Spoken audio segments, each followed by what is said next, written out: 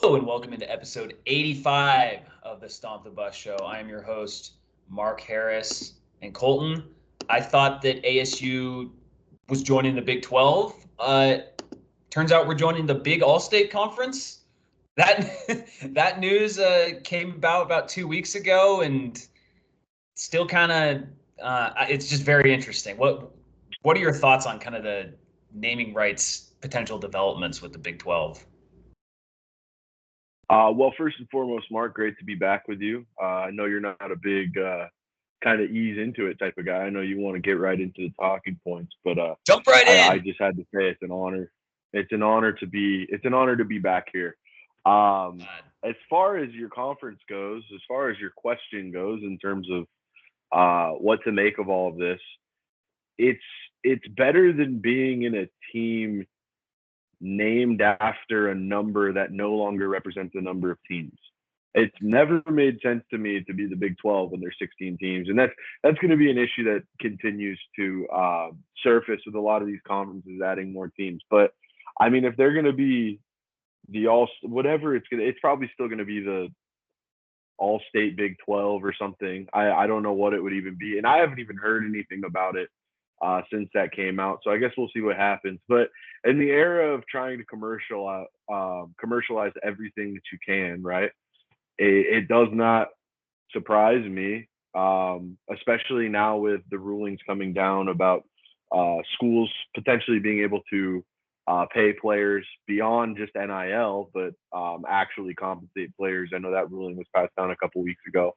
I think we're going to continue to see more schools and more conferences look at every possible way to be able to monetize anything that they can. Um, and this is just another step in that direction. The Big 12 presented by Allstate or the Big 10 presented by Wendy's or whatever it is. I think we'll continue to move in that direction. So it's strange, but it doesn't surprise me. I guess it's the best way I can put it. Yeah, that makes sense. I mean, I agree with you wholeheartedly on the we don't need the number. We don't no one care like it Yeah, does it should not be the All-State 12 or the whatever I don't think the Bashas 12 or the go to Starbucks right. 12 like no. Come up with something Especially else. well and especially with the potential death of the ACC coming and potential ACC teams joining the Big 12. So then it's what the big like 20 teams or whatever. Like just get rid of the number. I think who knows if they'll keep the number or not, but we don't need the number. I think a lot of Yeah, people are like, thinking out loud. What if they went? What if they went with, especially now that we're heading into the era of a 12-team playoff, right? That's starting this year. We're going to get 12 teams into a playoff, and those 12 teams are essentially going to be playing in bowl games. So while you'd win the semifinals, you'd win your semifinal game, but you'd move on to play another bowl. I start to feel like the um, I don't know, in the era of these teams going, Pac-12 winner goes to the Rose Bowl. That's kind of always been the Pac-12's Super Bowl, so to speak, right? The Rose Bowl. yeah, But now in an era of a playoff, you're moving away from all of these bowls having individual significance, right? Like the Rose Bowl isn't going to carry the weight that it used to because it's going to be a semifinal game in a 12-team field. So what if you took these bowls, right? The Rose Bowl and the Cotton Bowl and the Sugar Bowl, and you applied those bowls to, and I don't know how you do this because I know the Big Ten and obviously the Pac-12's gone now. So maybe you just take the Big Ten and you rename the Big Ten the Rose Conference or whatever it is. And then that way, those bowl games that are now losing their significance because of this new format are kind of immortalized a little bit. And I don't think it should be called the Rose Conference, but that way you move away from the numbers and the connection with these bowls that are now, you're losing a lot of teams that used to play in them because they're moving to different conferences right. are kind of still associated. And that way you're honoring kind of the history of what we had. I don't know. That's a very long winded idea that just popped into my head. as a way to try to bring it all together and get rid of the ridiculous numbers, especially as you're moving into like 18 and 20 team conferences. Yeah. No, I get that. And like the number, Something like that. The Big Ten, I don't think the Big Ten has had exactly 10 teams in it in our entire lifetime, because it was 11 when we were growing up. It was because they added Penn State like in the early 90s. And so that's the 11th team. And then they had the logo with the spelled out Big Ten with like the number 11 like hidden in the font or whatever. I think with the Big Ten, right? Because the SEC doesn't need to change, Southeastern Conference, even not that like Texas and Oklahoma and Missouri are traditionally the most southeastern teams, but like it's not the worst association. But like Big Ten, I think the Big and Ten, that's a good point though.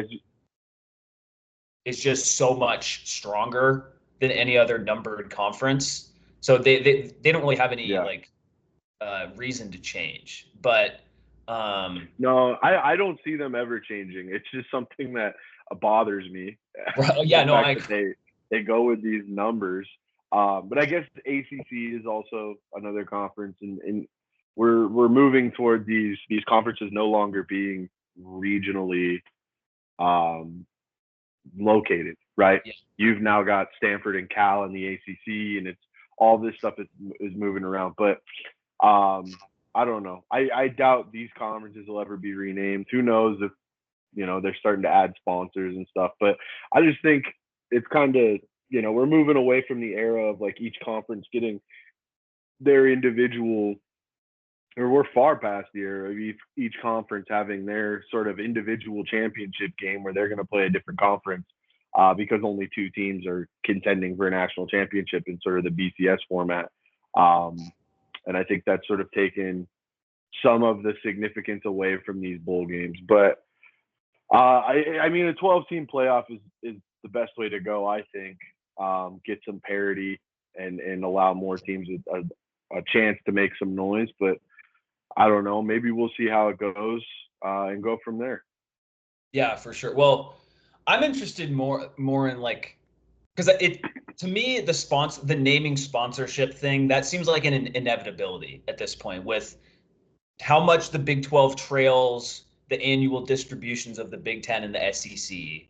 The impending, you're going to have to pay players soon rulings. I mean, we don't know exactly how that's going to be implemented or what the timeline is, but it's coming. It's coming down the tracks.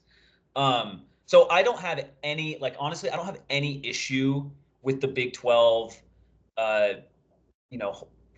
just I'm gonna I don't want to use this phrase, but I don't know, like selling itself for naming rights value. I do think you mentioned with the numbers, the Big 12 should just be called like the Interior Conference or something, or even though UCF is on the coast, but like it's basically the interior. Like it's not, I don't know, Midwest. Yeah, I mean it's like the interior of the United States. It's, if you look, like the vast majority of the schools are kind of the Central Athletic Conference. There you go, the CAC. Pronounce it with the soft C. How do you like that one? Yeah. The CAC. Well, the CAC, the Allstate CAC conference, a CAC.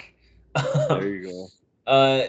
Well, and the thing with I do think whichever company becomes the naming sponsor for the Big 12, I do think that matters, because I'm sorry, like the big Allstate conference sounds so dumb, but if they do, like, let's say it's Southwest Airlines, Southwest Conference, that actually like sounds, it doesn't sound quite as bad, and I think an example. Yeah, but wouldn't they end up doing like the Big 12 conference powered by Allstate, or the Allstate Big 12? Like it would just kind of be Allstate's name added into the title. Isn't that kind of what it would be?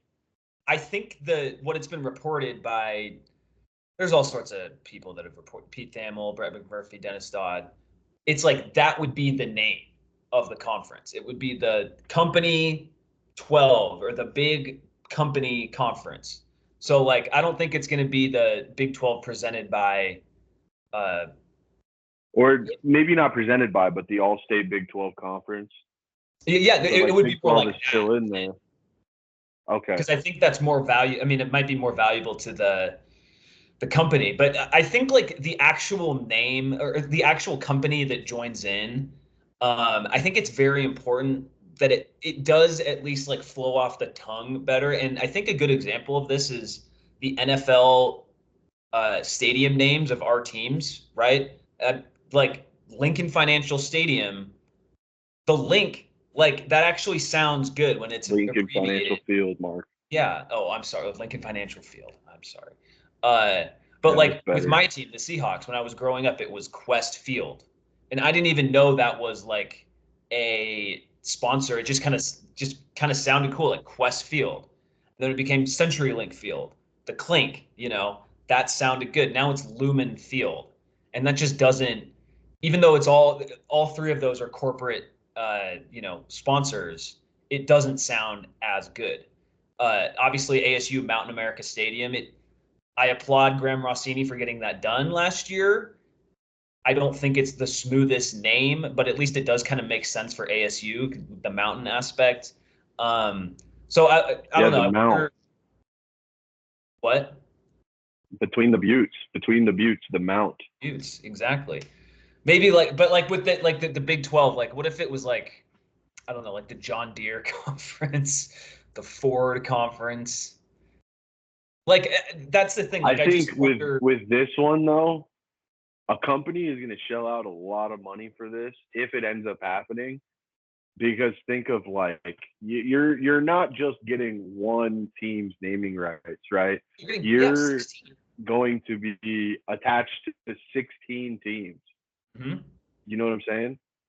So Yeah. like that level of visibility is going to come with probably, I would assume, a pretty hefty price tag when you're looking at Oh naming yeah. rights and the numbers that are thrown around in this era. Um, so I mean, it is going to sound weird, but again, I also thought that like putting corporate sponsorships on NBA jerseys was going to look weird, and that has grown on me. And Yeah. that's like, okay, it kind of just fit in seamlessly. Same with Mountain America Stadium. I know there was a lot of people like up in arms about, changing it from Sun Devil Stadium or whatever. It didn't really affect me that I wasn't really that bothered by it. Same. Um, but like I got used to it. I think with anything, you're going to get used to it. Yeah. Um, these corporate sponsors are so visible in the world of college sports, right? In the world of college football, when you're watching a game, when you're sitting around on Saturday, you see Allstate 25 times anyway. You see Yeah. Dr. Pepper 25 times anyway, Yeah. right? Like it's Chick-fil-A. gonna, they're right. I They're knew it already growing up in so Washington State. I knew what Chick-fil-A was only because of college football, because there weren't even Chick-fil-A's right. in Washington. So that's, yeah. You could name the top six like sponsors of college or the corporate entities that are so invested in college football probably off the top of your head because of Yeah. how much they're featured on a broadcast of the game or a network slate of games throughout a day, right? So I don't know. It's one of those things that I if I didn't see that it was announced, like if I didn't see that it was officially like, okay, the Big 12 is becoming the All-State Big 12, if I didn't see that it was officially announced, I would just think, oh, okay, this is just some broadcast change that they're making because these teams are already so heavily integrated. Right. So it's one of those things where it's like, I mean, the names are already stupid. The Big 12 is a stupid name when you have 16 teams. The Big 10 is a stupid name when they're probably up to 20 by now. I don't even know. So like, is Hard to keep the track. All-State Big 12 gonna?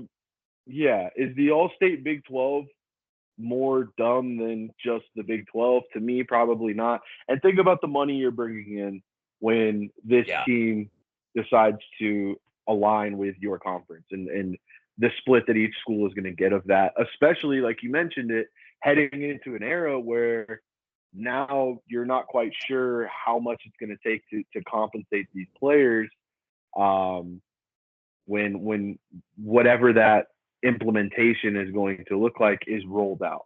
right? Is there, I what is it? Is it like a salary cap? Whatever it's going to be. The more money, the better heading into that era.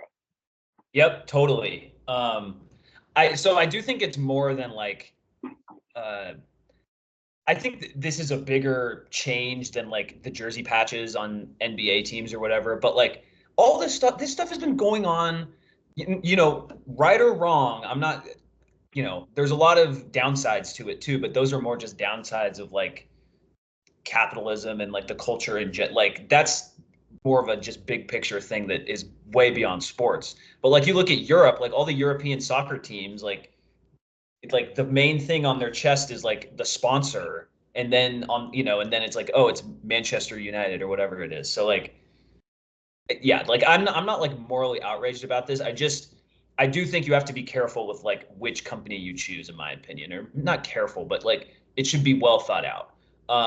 There's a report from Brett McMurphy from the Action Network. He said the conference is already in talks with Allstate to become the title sponsor of the Big 12. Deal could be worth 30 to 50 million annually, and that would be split amongst the 16 members. So let's just say it's 50 million. Cannot do the math by my head, but let's pull out the calculator. 50 divided by 50 16. million, 16 ways. Probably $3.1 million dollars. So yeah. that's not a lot, but it is something. Like that is like that's a legitimate piece of money that you can do something with. So yeah, For I doing just absolutely nothing. Like yeah, you don't exactly. have to change anything to get that money. Like you just put Allstate's logo next to your conference logo and you get that money. So Yeah. it does seem like a drop in a bucket, but it's essentially free money. I think a great sponsor would be like the company or the industry is kind of weird, but the name makes sense. Is like Texas Instruments, like the calculator company. I mean, the Texas Instruments. Okay. I don't know. That could work. Like it'll probably be like I could see it being like a gas station company, like the Chevron Conference or I mean, the Go with Pac-12 love. had 76 logos there. I don't know. Quick Trip Conference. Uh, could all sorts of things, Go with but loves, man. loves the loves that see Yeah. that would work. That like that flows off the tongue.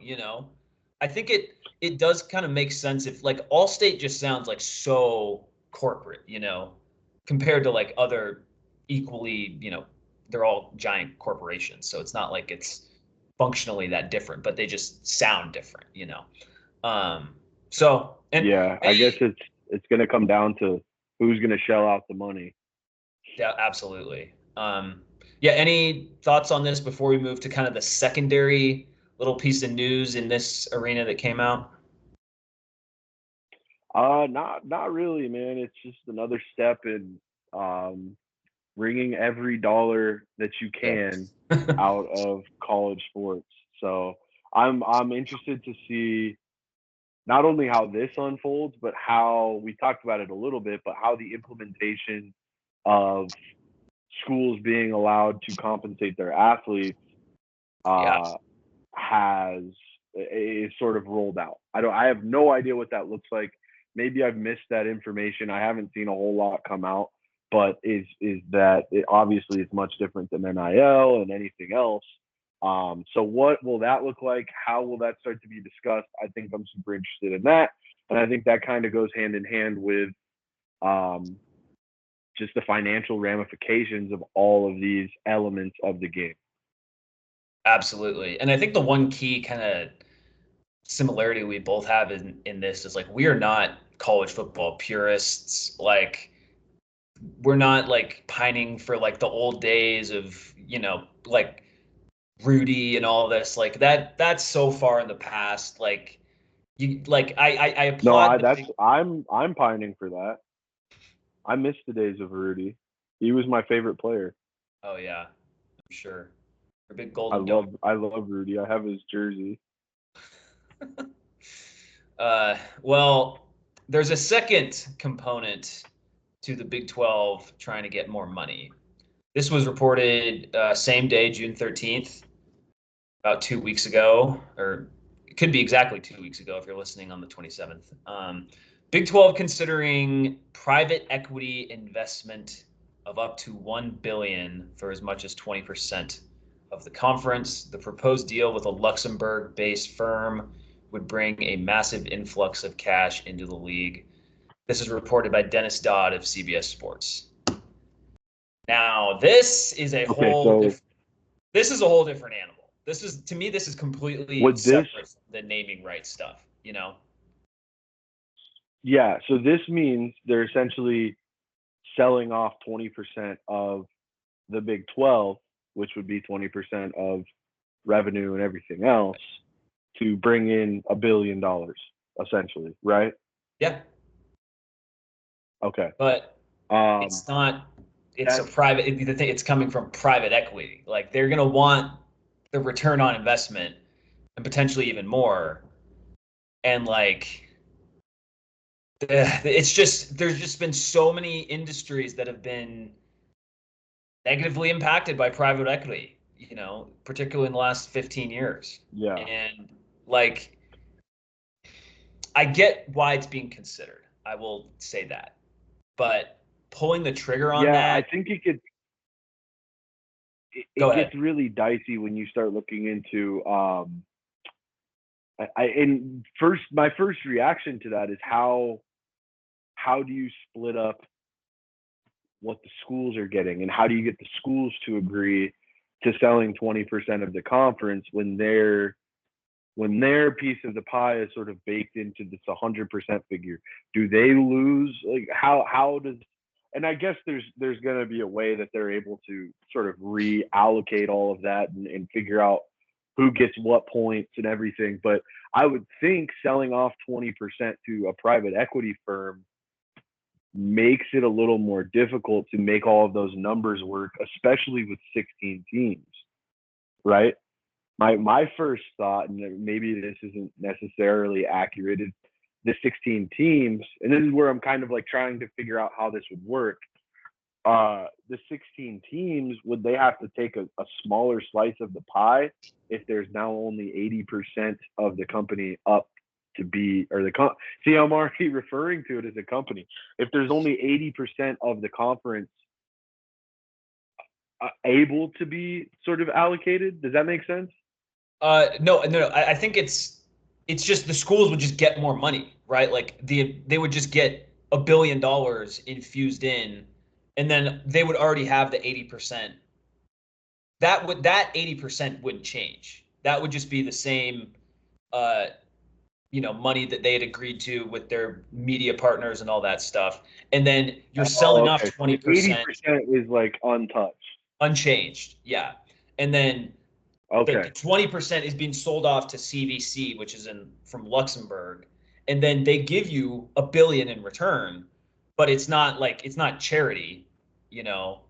It's a short term. Right, This is a short term play. That's the thing. So they would be getting this in cash infusion, which it would undoubtedly help the conference a lot. You know, it would, but I mean, $1 billion is $1 billion. Exactly. But it's that has to be. But you're right. It isn't. Yeah. And that's just what scares the crap out of me. And what I'm about to say has been brought up by a lot of podcasters and stuff, but Brett Yormark going to be there when that bill comes due? Is he going to be, or is he just going to be the president of basketball operations for the Houston Rockets or something? Because Kevin Warren with the Big Ten, he added the LA schools and then he dipped. He's working for the Bears now. You can, if you're Brett Yormark, you can put in your resume, hey, I helped the Big 12 generate all this money 3 years ago. And then 2 years later, the bill comes due and all these schools have to cut all their non-revenue sports or whatever. That's just risk. It's just risky to me, man. And another thing is, this is a company from freaking Luxembourg. Okay.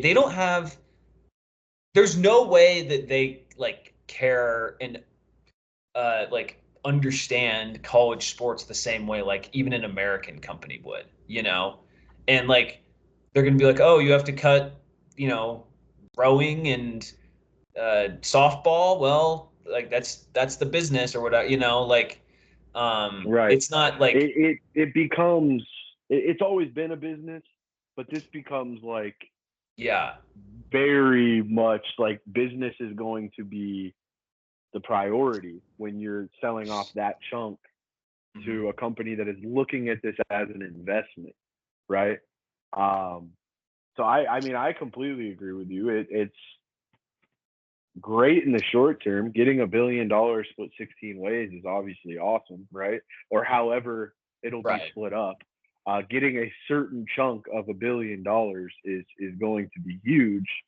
Um, but you're right. What happens if they want to sell off their shares and the Big 12 isn't worth what it was when they sold that? Because that's valuing the Big 12 at $5 billion, right?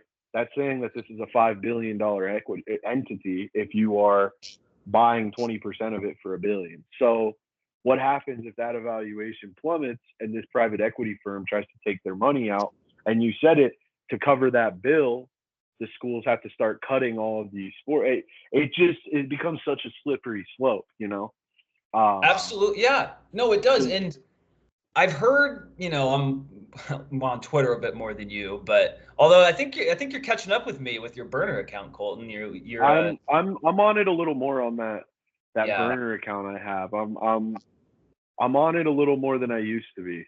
I don't blame. I mean, if you can filter out all the BS around the sports, like I totally get it. Like, especially now, like as a Thunder fan, I bet they could be making some trades and stuff. Like I get it, but anyway, I've seen a few like Big 12. I don't know, like media members. There's this guy John Kurtz, who's a Kansas State guy, hosts a good YouTube channel about the Big 12. He was like saying, "Oh, we need to do this because otherwise." The Big 12 is going to fall behind the Big 10 and the SEC even more, and we're going to be like minor leagues and all this stuff. And like I get his concern, but my thing is like I think that would happen even like I think that a lot of that stuff could happen even if you get this private equity investment, Like it's not going to change the fact that schools with enormous fan bases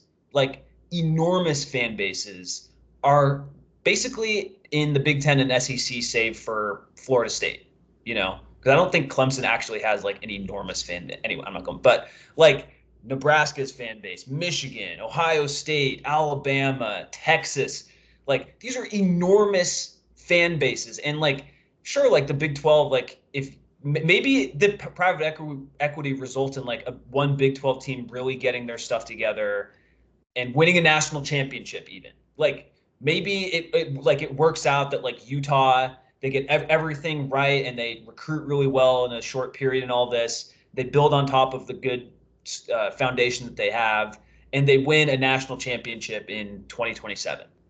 Like that would be for Utah, it would be totally worth it to get the private equity money. Flags fly forever. Mm-hmm. But okay, what happens 3 years later? Hey, like the Bills do. Sorry, Iowa State. Like you could, it didn't totally work out for you. Well, you still got the money from us, and you still have to cut sports. Like I don't know. That's the thing. It's just like Yeah. it's fear-based thinking, in my opinion. And I don't say that. I specifically do not say that about the naming rights stuff because there's really no functional downside to the naming rights stuff. But Right. Right. this, like, it's scary. It is scary. A little bit. Yeah. That's a lot of money. And have you seen anywhere that any other conference has been given like a number value? Like, have you seen that the Uh, SEC is no, I a haven't. whatever? So, Because this there's seems like the first time. This seems like the first time that I've noticed that. yeah, I've noticed that like an athletic conference has been given a evaluation. Yeah, dollar amount evaluation, right? Because yep, we now have a $5 billion evaluation if this goes through, or if this is the proposed bid for yeah, 20%, we now have a $5 billion valuation on the Big 12. So you would have to think the SEC is worth far more. like The 15 Big billion 10 is probably. worth more. Yeah, Right, right. So then you start getting into these numbers where it's like everything is worth something now, which is like, yeah, yeah. I just it's obviously never happened before. This is completely unprecedented. Um, so it's very odd. You would think that maybe this coincides with the expansion of the playoff field, and maybe with a couple of Big 12 teams getting the hope, at least, is that maybe two Big 12 teams make this 12 team field, and you get some extra Yeah. exposure and revenue from all of that.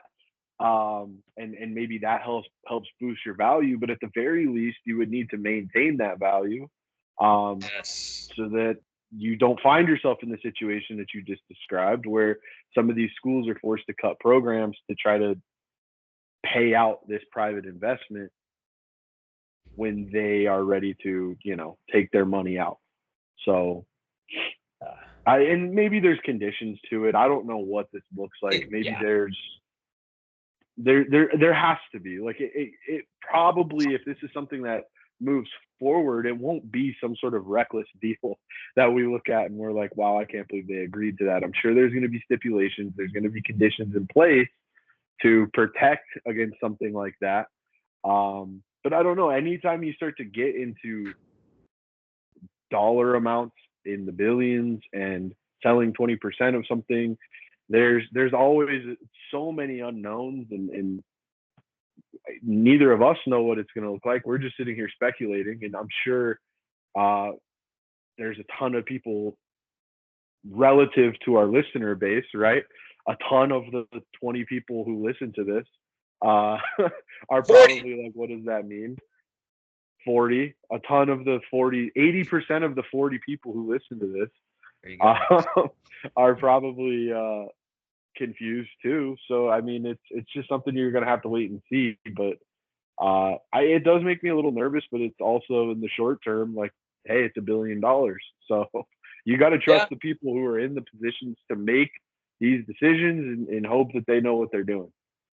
Yeah, well, yeah, that never goes wrongly for any athletic conference that ASU has been in. What choice do we have? What choice do we have? No, that's I get, So, but Colton, you made an interesting point in there. It says you have to maintain that relevance too. Like, let's say that it all goes great for the Big 12 one year. Like, let's say Utah and Oklahoma State both make it to the Final Four of the playoff, and one of them goes on to win the national championship. Like, that would be incredible. That would be awesome. What happens next year and the year after that? Like, the problem is with the Big 12, like, right.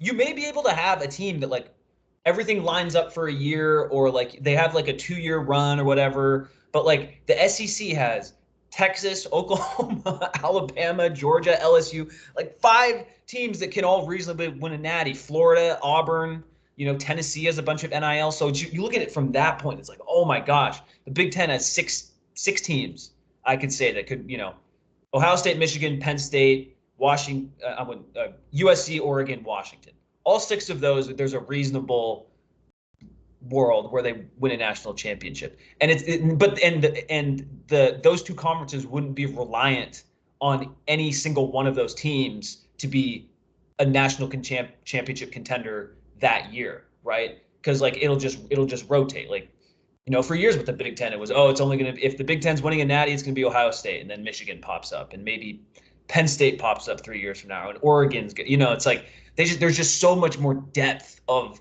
high-end competition in those leagues. And I mean, I was looking at ESPN's FPI.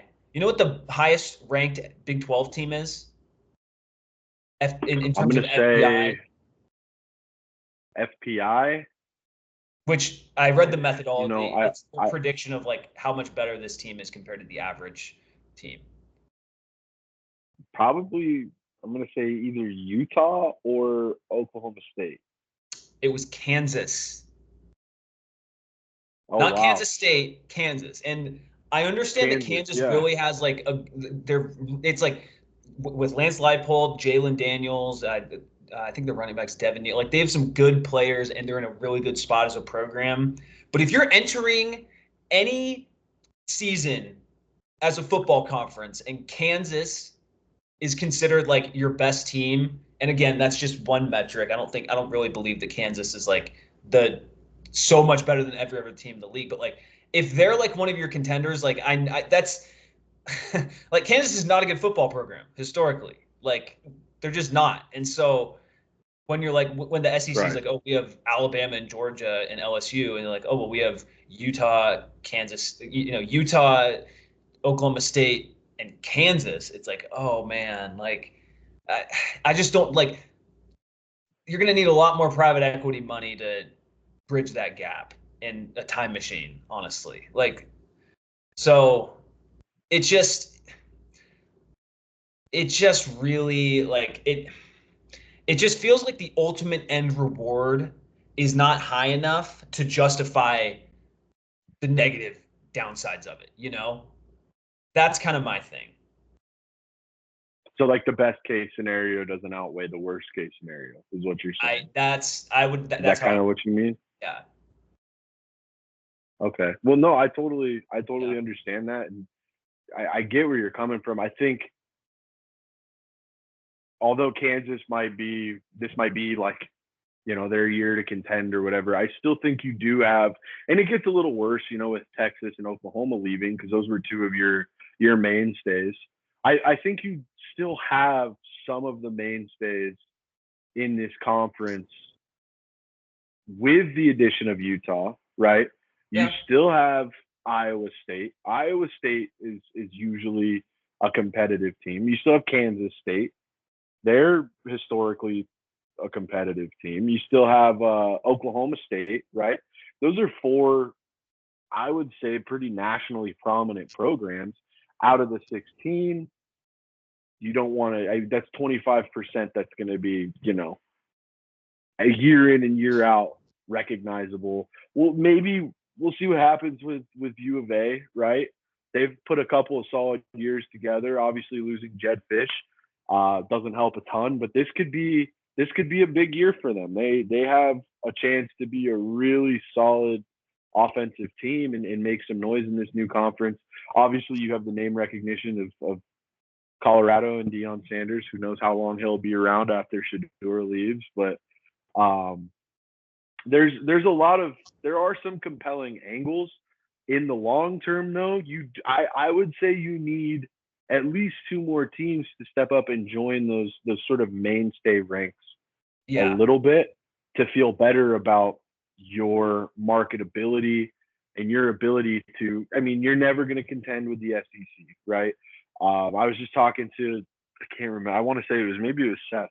I was talking to Seth about how we were watching the College World Series and we are talking about how all of these SEC teams are just consistently where they are, right? And when you are looking at, and this is why when a move to the Big 12 might, and why some of these teams are perennially, recognizable in this conference with some of the names I mentioned.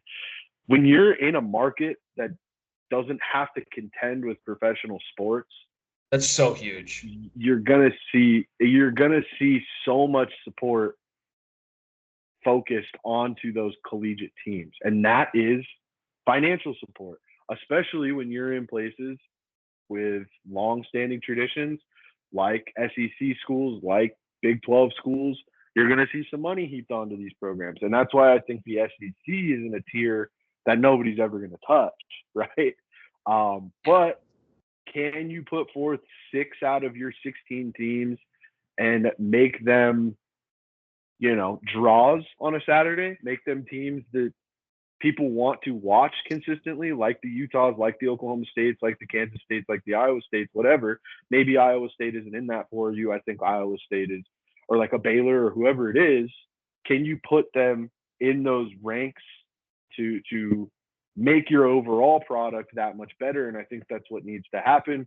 Will that happen is a completely different discussion, but I think that's kind of what you would need to see happen for this investment to ultimately not only pay off in the short term, but also make sense down the line.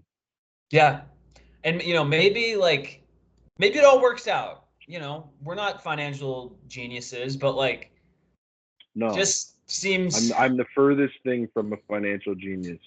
I've seen your FanDuel bets. I think we can agree on that. I've Yeah, moved no, on from FanDuel. I'm no I longer don't blame I'm you, no dude. longer with them, dog. I get locked out of FanDuel like every third time I try to log on, so I cannot blame you. Well, that's just not knowing your password. No, it is. It's not just that. It's both. Anyway, I'm on uh, Fanatics now. Have you ever played on Fanatics? I don't like Fanatics. The best one. I do not like Oh, okay. Fanatics. I'm sorry. Like as a company, you're not a fan? No, well, I just don't like their sports book. That's all I'll say. So Oh, anyway, okay. Hey, as long and as you've tried it before, go ahead. yeah, that's true. All right. I think we've made our thoughts clear on the Big 12 potentially taking private equity money and the risks associated with that. I'm going to touch on some other topics here and there before we get to a Big 12 win total story that came out today from CBS Sports. I saw this article from Craig Morgan earlier this week on phnx.com, and it's basically it's a really good story, really well done, and it talks about how a lot of the major programs at ASU were really improving entering the 2019 2020 and how COVID affected them. I recommend everyone read it. But I have another thought on this, and I mentioned it to you before. I think now it's 4 years since the beginning of COVID. So let's just say three years since it kind of not wrapped up, but like was more under control, I guess I would say. It's been enough time that I don't want to hear the COVID excuse anymore for any ASU sport. Okay. It has been long enough, and other schools have been able to withstand it or at least bounce back from it better than ASU has. And a lot of that is just due to some bad luck, being behind on NIL, all this stuff. But now that you have uh, I don't want to say a competent NIL operation and more new coaches and stuff like let's just move on and look forward. I'm glad that this information is kind of coming out, but it doesn't really change a lot of what happened to me, and it doesn't really change that much to me. Right. I think as far as ASU, the effect that COVID had on ASU, I think it's a combination of, you mentioned bad luck, and I think it was just the unfortunate reality that the window, the realistic window, at least in my eyes, for ASU to hit their peak was between 2020 and like 2022, right? Under Herm Edwards. For football, yeah. I would say Yeah. 2020 for football. I would say Yep. under Herm Edwards, that little 2 to 3 season window was the window to see this sort of iteration of this new model that, well, I mean, we all know how it ended up, but was the window to see this iteration at its peak, right? Yes. With I mean, so much has been made of the players that were on that roster, and we knew before anybody else just how big of an opportunity ASU wasted with some of these names that they had, in uniform, right? Yeah. So I think in terms of the impact, and you mentioned other teams were able to withstand it and all those other things, you're right.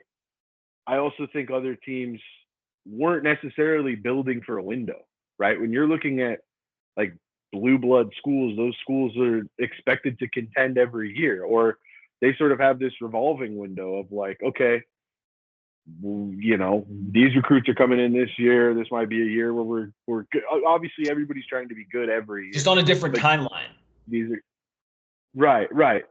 I think ASU's timelines, especially a timeline with this unique model that they were trying to build, and the recruits that they had coming in and the roster that they had at the time, their window was unfortunately coincided perfectly with COVID.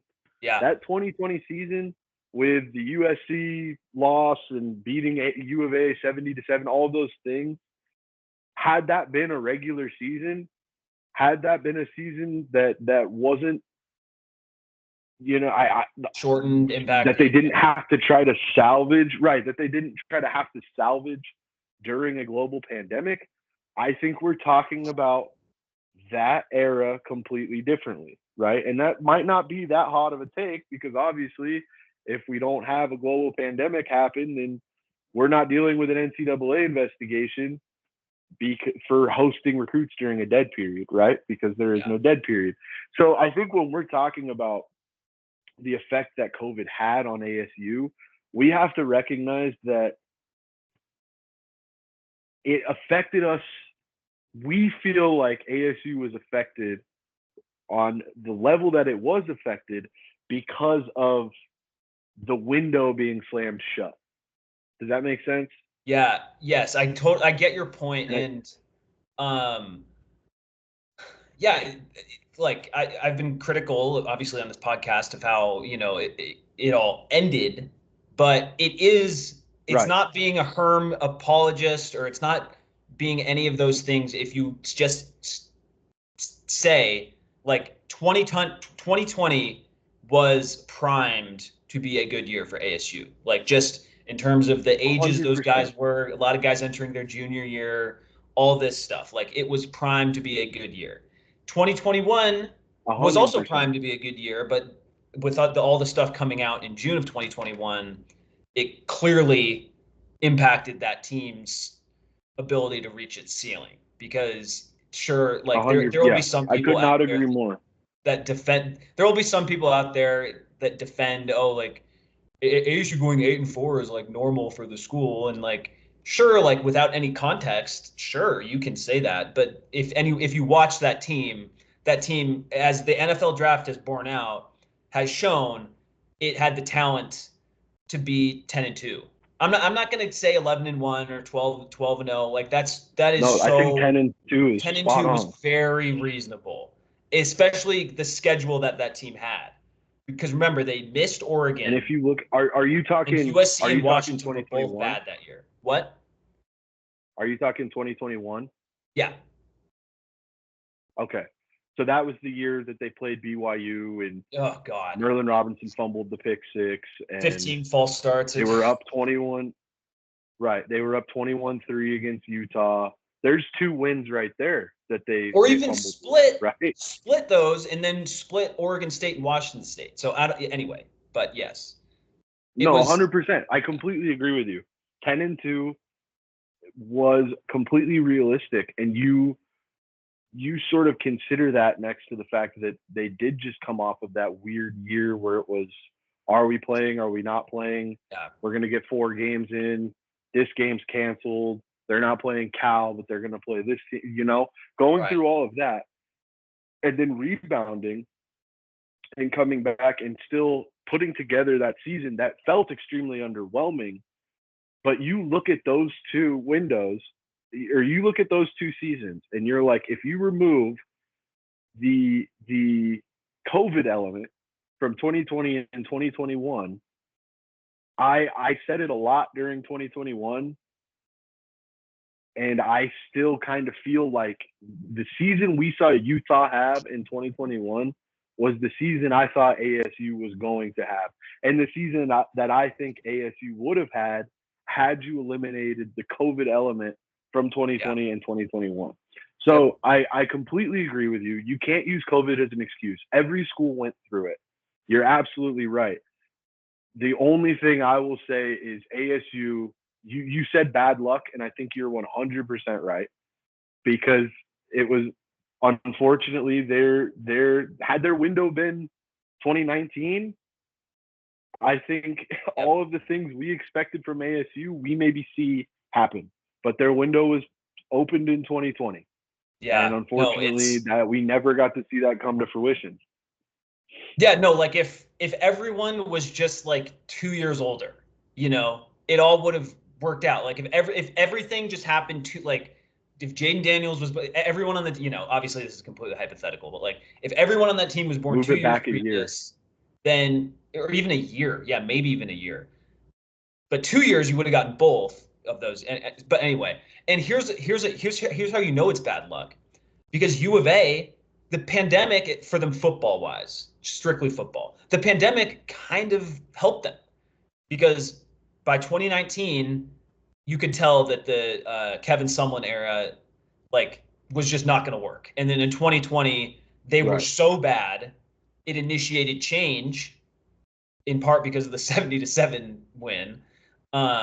It initiated change. They bring in Jed Fish. Oh, okay, 2021 is kind of a weird season too. Well, we'll just be really bad. We'll just be the worst we've ever been. And now, such a good and then point. then they've built up. They went 5-7 in 22, 10-3 last year, and they kind of escaped the pandemic, not escape, but the negative effects of the pandemic weren't as bad for U of A football because that team wasn't going to be good anyway. So it's like might as well have the pandemic affect these seasons since we're just gonna be bad. It's like how it kind of happened with University of Washington too. It's not exactly the same because when Jimmy Lake goes lose to Montana, they go like 4-8, but it helped bring in Kalen DeBoer and all that. So like the U of A example is more on the nose, honestly. So it's just like it's spot on, and it's the perfect contrast to what ASU went through, and it's honestly a great example of how timing with the pandemic was more brutal than anything else, right? Yeah. Anything else that they went through, because you're 100% right. Some of U of A's worst years coincided with the pandemic, while ASU lost what was supposed to be the peak of that regime, of that tenure, right? Yep. So it's an unfortunate. I think whenever we talk about this and whenever we look at the impact COVID had on this school, or this school, the conversation is always going to come down to timing. So, the Knicks just signed Anunoby. Oh, wow. After Bridges. Sorry, that's 5 years, $212 million. Wow. But anyway, the conversation is always going to come down to timing, right?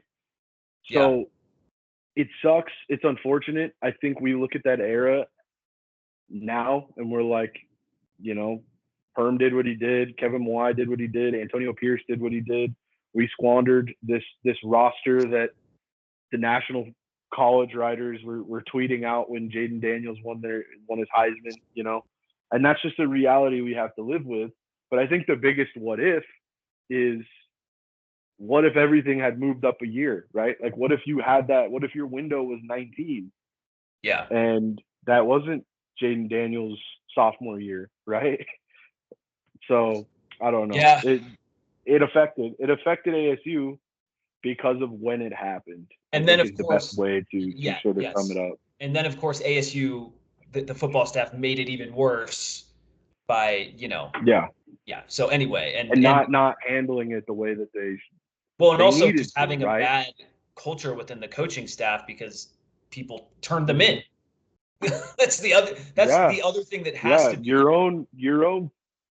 Yeah. You had a whistleblower, right? Your own multiple staff sort of blew the whistle. Yeah, no kidding. And now Antonio Pierce is the head coach of the Raiders, and Jaden Daniels was the second overall pick. So yeah, I think I've said really didn't hurt anybody except for us.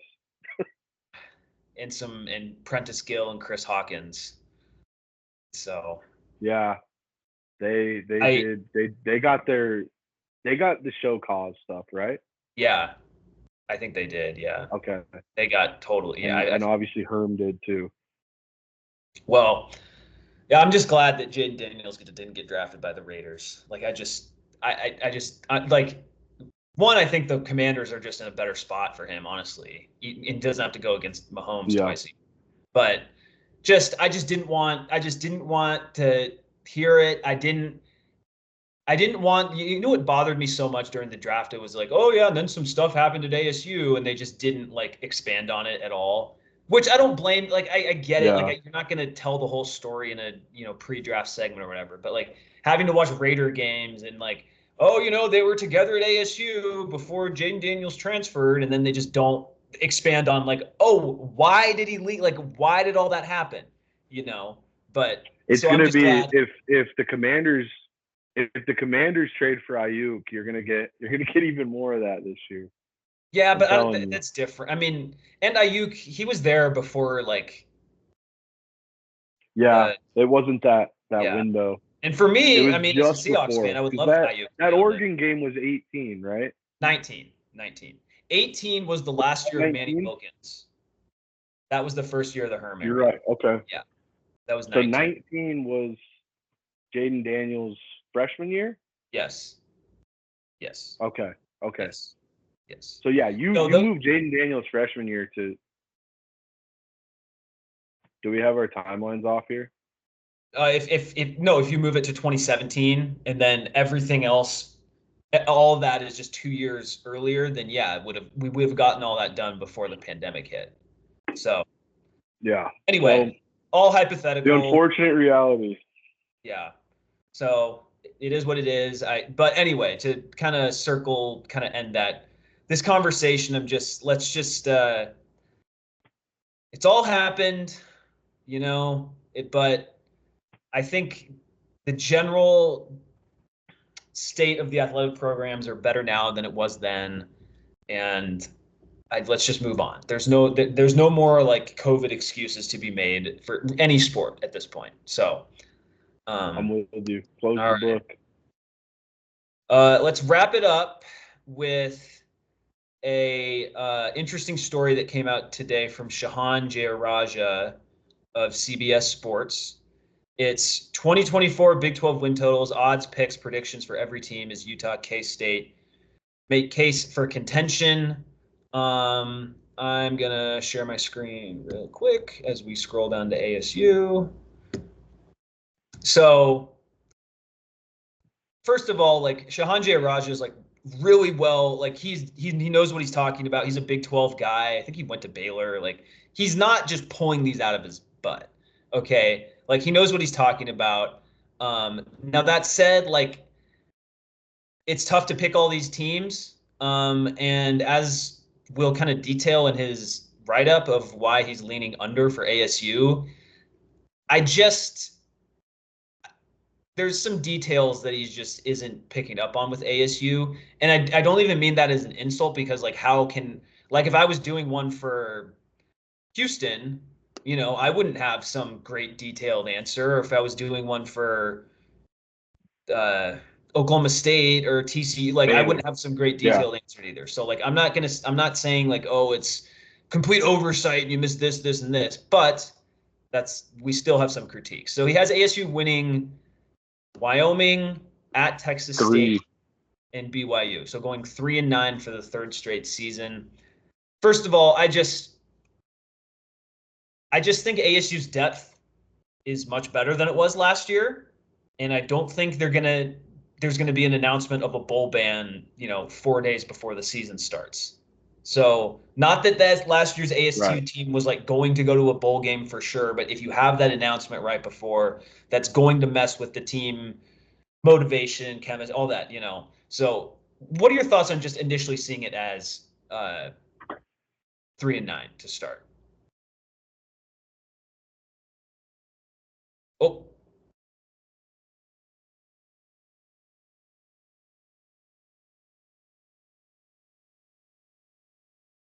looks like Colton has some computer issues. I'm not. Yo, can you hear me? Oh, you're joining as a guest user. Okay. Yeah, sorry. My computer, dude, I got to get a new computer. That gets to the battery just shuts off randomly. Oh my gosh. Yeah, that could have been. I saw the third in the column. Like, what's going on? Okay. Yeah. What was your question? I didn't catch. So, just what are your thoughts? What's your thoughts on ASU being 3-9? Yeah, I think you kind of hit the nail on the head with sort of your. Hold on one sec. With sort of your introduction to the article, like especially with a conference that has 16 teams. there is no way anybody can capture all of the context or the nuance of every team in the Big 12, right? So I completely understand. I think it's hard to quantify the impact that the bowl ban may have had on this team, especially as the year went along. Yep. But with as injured as they were, I think we've kind of forgotten just how competitive they were in some of those Yes. early games, right? Yes. I think it's easy to forget. Fresno State was a 30-0 blowout, right? But The if hidden thing you with that Fresno State game is the defense played really well. It played 100%, really that well, game and you were with down to your how the fourth string offense quarterback. played, with how the Yes. offense played, that game should have been 65-0. Like Yeah. Yeah. that defense kept them in such an insane way, and there was performances like that throughout the season where against Washington, the defense puts them in a position to win that game if Bourget, who was their third string quarterback going into the season, if Bourget doesn't throw a pick six, they probably knock off Washington, right? In in Washington. Yeah. So I think there's a lot of, not to mention the transfer class that Dillingham has brought in, right? The recruits that we have coming in next season. I think there's a lot of evidence based on what we saw last year that this team is going to be improved. The Big 12 is also going to be, I think, a more evenly dispersed conference, right? You're going to, obviously, they have to play Kansas at home. They've got Oklahoma State on the schedule, Mississippi State, um, BYU, The where schedule's tough. The the schedule's schedule not is easy. tough. That's where I kind of see where he's coming from. One key part of this is where he says, if Sam Levitt isn't a clear upgrade at quarterback, the schedule starts to look scary. While I kind of agree with that, my big thing with Levitt is last season, by the time we got to Washington, and I mean, we know what happened with Utah and even Oregon, where Cam Scadaboo was taking reps at quarterback, right? We got to a Yes. point where five different guys had taken snaps at quarterback. So all Sam Levitt really has to do is stay on the field to be a clear upgrade over what we got last year, which again, not guaranteed. That health with ASU is a big thing, but we've talked about depth a ton, right? Yes. How that shakes out with the quarterback position, especially with Rashada leaving, that's going to be a little different. Um, but that sentence stood out because a clear upgrade over what? Your running back taking snaps, playing Over Jacob Conover, over Trenton playing Jacob Bourget. Conover against Utah. Like Yeah. if Levitt is breathing, he's going to be a clear upgrade. So that part I was a little okay. Vegas does have them at 4.5. Obviously, all the juice is on the under, right? Yeah. But I think, and he does mention that he's a little more harsh towards ASU.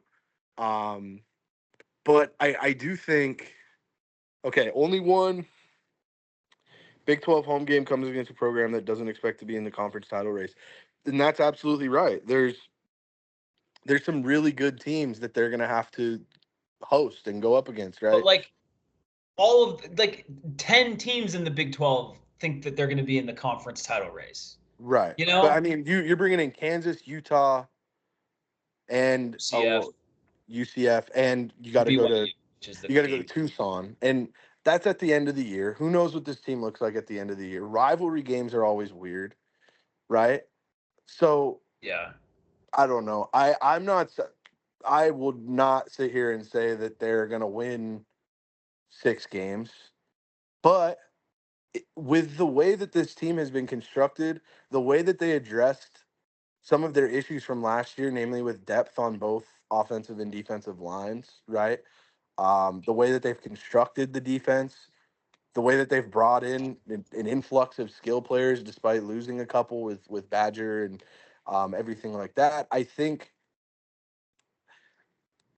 their ceiling might be a bowl berth this year, right? Like I think that could be a realistic ceiling, stealing a I think couple their of these ceiling is teams. 7 wins. I think they're Okay. I think they're an in between. I think they're a 5 to 7 win team. That's what I think. I completely agree. I think their floor. I think we might be looking at their worst case scenario in this write up here. Yes, I agree. Yeah. I think this right here might be their worst case scenario, and given what we've seen from the coaching staff, the way the roster is constructed, everything I sort of just touched on, I don't know if we should be leaning toward the worst case scenario, regardless of who they're playing, regardless of all of these other things. I mean, obviously you have to consider health, all of these other issues, and we saw that all rear its head last year. But if this team stays relatively healthy, if Levitt can be consistent and Dillingham has a quarterback that he can play consistently and he doesn't have to add all of these wrinkles to the playbook because he doesn't have a quarterback anymore, I think we might be surprised. Yeah, that's a good analysis there. And I have a few. So I'm going to read the full write up. Vegas thinks I'm far too harsh towards Arizona State, and the odds makers may have a point. But if Sam Levitt isn't a clear upgrade at quarterback, the schedule starts to look scary. Okay, so the schedule is scary, no matter it's a tough schedule. Right. Like literally, he is right. He goes on to say even non-conference games against Wyoming and at Texas State are losable. Like that I agree with that. And then it says only one Big 12 home game comes against a team that doesn't expect to be in the conference title race. The running back room provides some real intrigue, but will it be enough? So a few things. I think a lot of people that don't follow ASU are like way more down on them due to the Rashada leaving than I think. Like, are Sam Levitt and Jaden Rashada like really like that different? Like, is Jaden Rashada really like so much better than Sam Levitt? We don't know. We do not know. Okay, Jaden Rashada showed some flashes last year, but he is not a proven college football quarterback. And I could say the exact same thing about Sam Levitt, right? Because a lot of Michigan State fans wanted him to stay, and they brought in Sam Levitt. It's very key. This is a very key detail with Sam Levitt. They brought him in at the first transfer window. Okay, it was in like January that he announced he was coming here. It was not in March after Rashada had already left and they were scrambling to get someone, Right. like they did with Emory Jones. Right. I also think you make a great point about the timing, because I think you can flip that around a little bit and look at how quickly Rashada transferred. You can interpret that in any number of ways, right? Well, but I feel the thing that complicates is that he was like he had the thumb injury, so he didn't get a bunch of time at spring football. But like if Sam Levitt just pulled away from him no matter what, right? Like that's what I'm saying is maybe the writing was already on the wall while he's rehabbing this thumb, he's getting over this thumb. Levitt has just sort of taken, because there hasn't been a whole lot coming out. Obviously, we're not even really into we got spring ball and everything like that, but we're getting closer to fall ball and everything like that, or like training camp and everything they do. But if Levitt has sort of taken the reins and run with them, and the writing was on the wall, and that happened that early, then maybe we do have something in Levitt, and maybe we do have a guy that Dillingham can feel comfortable running his system. I will always maintain that the biggest variable here is going to be health. I think that Dillingham's system is quarterback friendly to the point that somebody like Sam Levitt can come in and have success, right? I agree. We've seen him do it with a number of quarterbacks throughout his coaching career. Can Levitt stay healthy? Which obviously that's always going to be the issue with any discussion we're going to have. But that's kind of what I latched onto with that analysis is, will he be a clear upgrade? I think the only way he's not is if he's hurt. So that's kind of where I'm at with it. And if he's a guy that can run this system and play consistently, I think ASU is leaning a little closer to 5 wins than they are to 3. I agree. And people talk about Sam Levitt as if he's just some random. I mean, I guess he is some random quarterback, but Sam Levitt was a 4-star recruit coming out of high school. Yeah. He wasn't like a super high 4-star recruit that was like like Jaden Rashada level. I get that. But he was technically a blue chip recruit coming out of high school. And one thing that stood out to me at the spring game is Levitt is a lot more mobile than people think. And he ran away from some dudes on a touchdown run. I get it. He can't be touched because he's a quarterback. I get it. Rashada. It's not like Rashada's some dual threat guy. He's skinny. He's really skinny. And I think he might have some more injury issues. So that's something to consider just on that. And I think people are saying when they're talking about a quarterback downgrade, they're not comparing it to the quarterback play of last year, which was Bourget and Jacob Conover and pulling things, throwing everything at the board. Drew Pine not playing well, They're comparing. They're not comparing Sam Levitt to that. They're comparing it to what Jaden Rashada could be. Okay. Yeah. And so it's cool. Jaden Rashada 2 years from now at Georgia, he could be better than Sam Levitt, right? But we don't we're talking about this year, and I honestly think that if Jaden Rashada just stayed, which is a complete if, obviously, then people would have a different view on ASU just because their quarterback's staying, and it's I get that makes sense, honestly, but it's not like it it's not like he had a Jaden Daniels freshman year where he was a competent quarterback that made differences in games.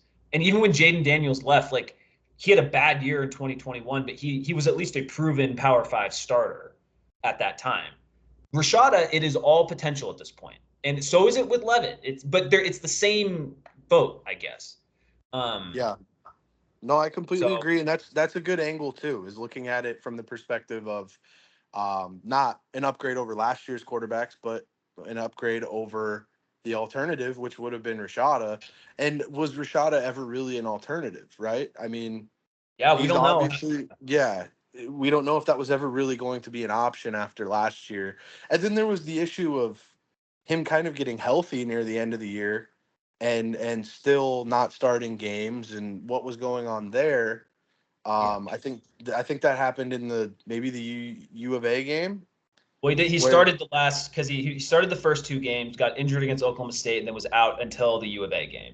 Right, but he got healthy before the U of A game, and then there was still rumblings that he wasn't going to start, and he missed the first quarter and then played. He missed the team meeting, right? That's what it was. And also, dude, I don't care that you're 18. You need to make a team meeting the week that you're going to be the starting quarterback. Right. You're old enough to know, I also don't want this to turn into we're better off without Jaden Rashada. No, because it's not that at all, and it's not saying that this guy is not going to be a good player because he missed the team. That's obviously a ridiculous take. The only perspective I'm looking at it from is what happened between him and Dillingham after that, right? Was there some sort of issue between him and the coaching staff after all of that went down? This is all we would have no way of knowing that. But the only reason I bring this up is because was Rashada ever truly going to be an alternative to Levitt? Who knows, right? Well, we have to remember that Rashada came to ASU under very, very weird circumstances. Yeah. And I know that when he came here, he's like, oh, I dreamed of being an ASU quarterback, and I used to, because his dad played here and all that. And I'm like, that's great that you can say that, but obviously you didn't you were going to go to Florida or Miami, but whatever. But so it's I just don't think that ASU is going to have an incompetent quarterback situation like they did for a lot of last year. And I think you mentioned the injuries a lot. ASU's both starting offensive tackles got injured in the same game against Oklahoma State last year. And pretty much since that point, their offense just had a lot of issues recovering after that, understandably. And I just think now they have one, that's just probably not going to happen, right? It's just unlikely that that's going to happen. And even you would hope. If one of them goes down, you just have more depth on the offensive line. You get Ben Coleman back. You get Lee Fautanu, center. A guy a freshman, Sean Na'a, he stepped in at the end of last year and did okay. He's got a full year under his belt. And Bram Walden's been with the program longer. So like, and there's guys I'm forgetting. So like it's not like, oh, ASU's gonna have like a road grading offensive line. We average 6 yards per carry on the ground. Like, no, we might just be like okay or just functional, which is what they were not. That's all you need. That's all you need to exceed that 4.5 figure. To win 5 games, you just need to be functional, because I think the roster and the coaching staff and the depth can be enough to get you to 5 wins if you're functional. Yes. We're not talking about winning the conference. We're talking about winning 5 games. Yes. So, like, and I'm looking through ASU's schedule last year. The Southern Utah win, 24-21. That was such a weird game with the months, the haboob that came in literally at halftime, 3-hour delay. The team like looked so much less motivated and all this stuff after halftime, and they were able to hold on. But like, that's just a weird game. Glad they won instead of lost it, obviously. And then Oklahoma State, you lose 27-15. ASU led that game at half. And that was the game where both Glass and Boley got injured. So, like, maybe that game goes differently if none or one of them gets injured. Right, and that's what I'm talking about. Where in the beginning of the year, this team wasn't being blown out. No, this team was in the games. So I'm going through the schedule of last year. Yeah. So, 29-0 to Fresno State. Again, another extremely one-off type of game.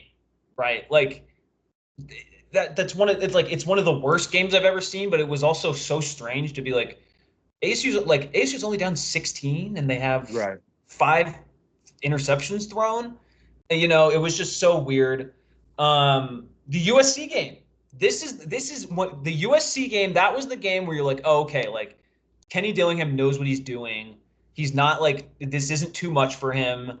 Obviously, you lose the game 42-28, but like USC had to work for that win. Like Caleb Williams had to play well. Like, I remember watching that game, and they just continued to answer, right? Yes. Like Caleb Williams would rush for a touchdown, and then ASU would come back and they would answer. And that game, I want to say it didn't get past the 10-point game until like the fourth quarter. The end, yeah. So another instance with, at the time, a top 15 in the country? Yeah. USC? Yeah. Yeah. And obviously the number 1 overall pick, and you're in that game. What was the game after USC? Was that Cal? Well, so yeah, they lost 42-28 to USC. They lose at Cal 24-21. Remember, that was a game where your punter was injured. He was punting like 25-yard punts, and that changes the game. Gives them short fields, exactly. Yeah.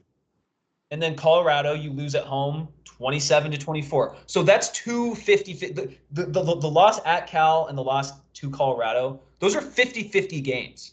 Yeah. I'm not going to count the USC game or the Oklahoma State as like 50-50 games. Those are just no. But the Cal and Colorado games, those were 50-50 games. 100%. And then you have a bye week. Then you lose at Washington 15-7. You held one of the best offenses in college football. Like they held them to 9 points offensively. Yeah. 9 points. And that wasn't a 50-50 game. That was a game ASU should have won. I'm not like right. Bourget does not throw that pick six, they win. Well, and the reason why is they would have kicked a field goal, but they didn't have enough big bodies to literally have a field goal formation. And again, I don't expect the average national reporter to know all this stuff. It's 100%. Ridiculous. But it is when you just look at the schedule and you just look at these close losses. You look at the ASU defense holding Michael Penix, Rome Odunze, McMillan didn't play that game. Polk, their tight ends, their great offensive line, hold them to 3 field goals. Yeah. And look, I think that's the overall point of this early schedule, right? Up until we get to after it was Utah after Colorado, or was that? So I'll add a little personal thing here. I know I'm wearing the ASU hat, but if you I'm from Washington. I grew up a Washington fan. I did not want ASU to win that game. I did not want a bad ASU team to ruin the best UW team I've seen in my lifetime. I didn't want, and I'm glad they didn't win because like ultimately ASU goes 4-8 last year. If they win, like who cares? And that game just proved to me all that big picture stuff anyway. So it was a really strange viewing experience because I was like, ASU's going to win this game 9-7. Like what? Anyway, then they beat Washington State 38-27 at home. That wasn't a 50-50 game. Like that was a win. Like that was a game where ASU was the better team in that game. Then you get blown out at Utah 55-3. That was a Conover game. And like I just when you're noticeably worse than Trenton Bourget, like I don't want to expand on it more, but like that game was brutal. And it was awful. You look at the points that the defense gave up. I remember talking about this when we did the podcast after that game. You can say the same thing with Oregon, is when you look at the points that the defense gave up in those games, you're also dealing with an offense that just could not move the ball. Yeah, exactly. And if you're playing in those games and eventually the defense is on the field for as long as they are, you're going to get those lopsided scores. And you also have to consider what was the state of the team mentally. What was that like as they progressed through a season that was essentially an exhibition season, right? Yeah. Well, especially after they'd beaten Wazoo too. Right. So it's like they just have this huge relief of like, oh, we have a Pac-12 win under our belt. We beat a team by 10 points, and then naturally you get blown. Yeah. So I completely agree with you. There is a lot of context here that you have to consider with last year's ASU team. Yep. And you couple that with the fact that they're now deeper, they're more talented. Dillingham isn't in his first year anymore, so that's not a talking point anymore. Brian Ward is not in his first year. Brian Ward, yeah, exactly. He's fresh off. I'm pretty sure they extended Brian Ward, didn't they? Yes, they did. Yes. So you get another year of sort of the head of the offense and the head of the defense. They get another year under their belt. And you're doing it with a much more talented roster. So yeah, and maybe some of the high end talent isn't there. Like that is like losing Badger. Again, I've said it a million times on this show, but like I know the wide receiver group should be a good group entering this year. Losing Badger still hurts. I don't like it. Just sucks. It honestly sucks. But at least absolutely. Didn't go. You lose BJ Green. That sucks. You lose Conyers. That sucks. But when you supplement it with like a bunch of tight ends transfer in, you get Rayleigh Brown in the backfield. Alton McCaskill comes in. More guys on defense transfer and all this stuff. Like it's like okay, like I would rather just have depth, than have Elijah Badger be awesome on a 4-win team or whatever.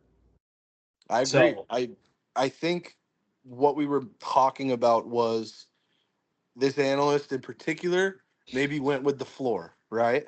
Yes. He probably went with the worst case scenario, where I think you and I, having watched this team for a season, having watched what they did all off season, understanding that, okay, they're moving to a new conference, maybe playing in some stadiums they've never played in before, playing against teams they've never seen before, whatever.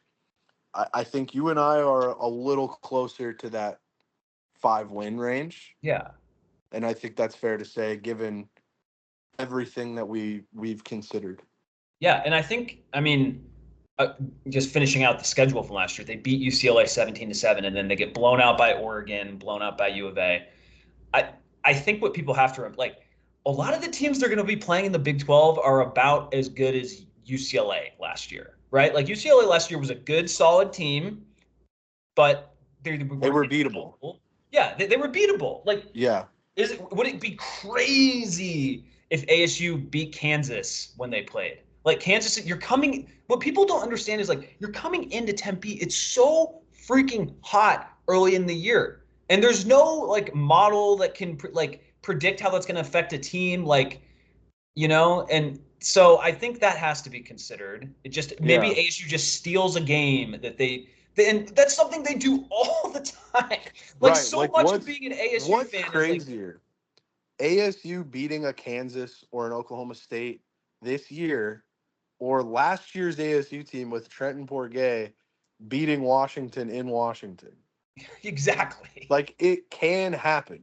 And Exactly. all that it would need to happen for them to win more than 4 games, for them to win 5 games, is you steal one of those games. You steal 2 of those games. You play well at home, right?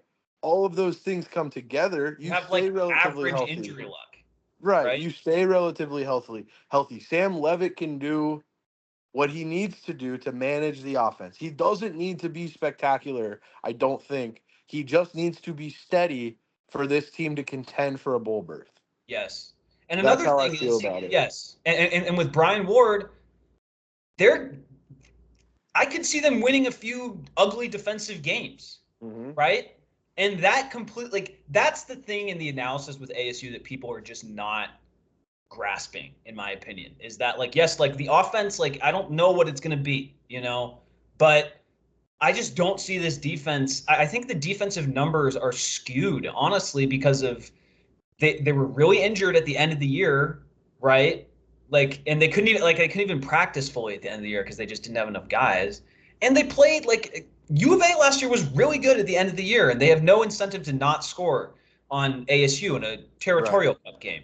Oregon, like I've said this on the show, there will not be a Big 12 team as good as last year's Oregon team.